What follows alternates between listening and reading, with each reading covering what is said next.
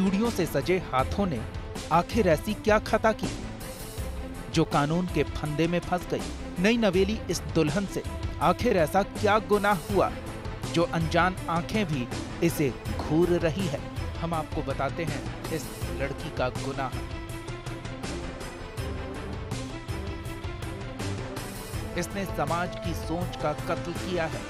इसने प्रकृति को चुनौती दी है, प्रचलित मान्यताओं को पैरों तले मसल डाला है और अपने परिवार को अपनी पसंद के लिए, अपने प्यार के लिए समाज में मुंह दिखाने लायक नहीं छोड़ा है। जी हाँ, इस लड़की का गुनाह ये है कि इसने अपनी इच्छा से जिससे ये प्यार करती थी उससे एक लड़की ने दूसरी लड़की से शादी कर ली। सही सुना आपने, इस लड़की ने समलैंगिक विवाह किया है। हम दोनों मतलब वो पटना में रहते थे और फिर जब वो आए पटना से तो हम 2 साल पहले ही हम दोनों का पैचअप हुआ था और फिर हम दोनों में कब हो गया पैर नहीं पता उतना, और हम दोनों एक दूसरे के बिना रह ही नहीं पाते थे। इसकी कहानी इतनी ही नहीं, इस तरह तो ये प्रेम कहानी बस शुरू हुई और फिर वही हुआ जो अमूमन होता है, विरोध। पर इसके दुश्मन केवल इसके परिवार नहीं, हमारा समाज भी बन गया। हमारी सोच भी इस शादी की दुश्मन बन गई क्योंकि इसने शादी एक लड़की से की थी।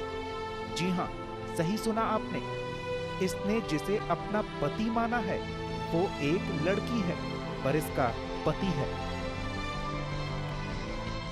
उनका थिंकिंग बिल्कुल लड़के टाइप है, बस बॉडी से गर्ल्स है लेकिन हर कुछ लड़का टाइप है। और हम दोनों सोच लिए कि अब हम दोनों को एक साथ ही रहना है। फिर हम दोनों शादी भी कर लिए 17 अगस्त 2016 को। भारत की आजादी के जश्न के 2 दिन बाद 2016 में इस लड़की ने समाज की प्रचलित मान्यताओं, मर्यादाओं, बंदिशों, बेड़ियों, तानों, तकलीफों से आजाद होकर एक नए बंधन में बंध गई।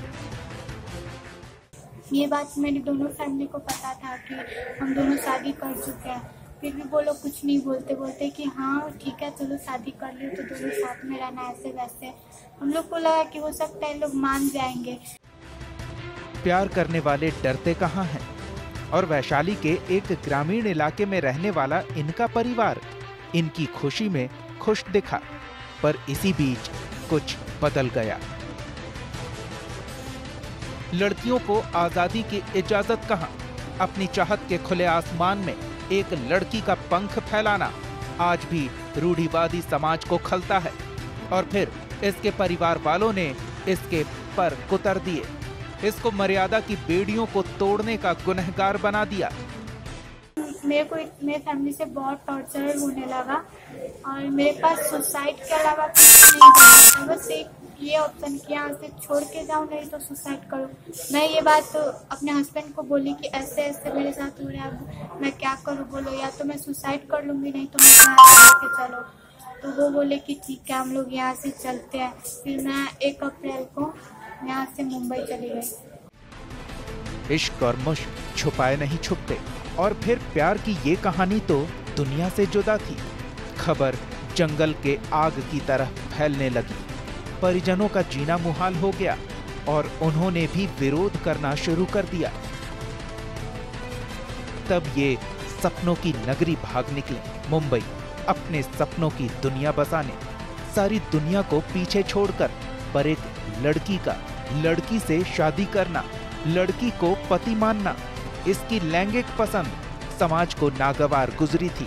समाज अपनी लहूलुहान सोच लेकर थाने पहुंचा और मामला दर्ज कराया।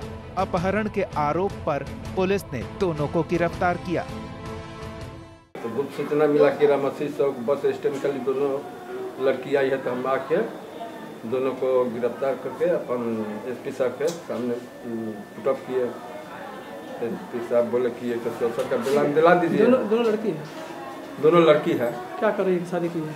आपस में शादी कर लिया है दोनों। नाबालिग दुल्हन को मेडिकल चेकअप के लिए अस्पताल ले जाया गया, जबकि इस लड़की का पति बन जिस लड़की ने हाथ थामा उसे जेल भेज दिया गया। अस्पताल में जैसे मजमा लग गया। जैसे दूसरे ग्रह का कोई प्राणी हो, पर ये तो सबकी तरह ही दिखने वाली एक लड़की है जिसकी सोच सबसे अलग है, जिसे कोई समझ नहीं सकता। लोगों की फुसफुसाहट और जंगलों से झांकती झुलसा देने वाली आंखों ने इसका हौसला तोड़ दिया और हिम्मत आंसुओं में बह गई। अब इसे अल्पावास गृह भेजा जाएगा, जहां से इसके रिश्ते का फैसला अदालत करेगी। पर ये किससे इंसाफ की गुहार लगाए? हमारे देश का कानून भी तो ऐसे मामलों में आंखों पर पट्टी बांधे खड़ा रहता है। हाजीपुर से न्यूज़ इंडिया के लिए निरंजन कुमार सिंह के साथ दीपक कुमार की रिपोर्ट। आप हमारे चैनल को YouTube पर सब्सक्राइब कर सकते हैं न्यूज़ इंडिया निम्स पर। इसके अलावा आप ट्विटर पर भी हमें न्यूज़ इंडिया 17 पर फॉलो कर सकते हैं। फेसबुक पर आप newsindia.nimsUnai पर हमें लाइक कर सकते हैं।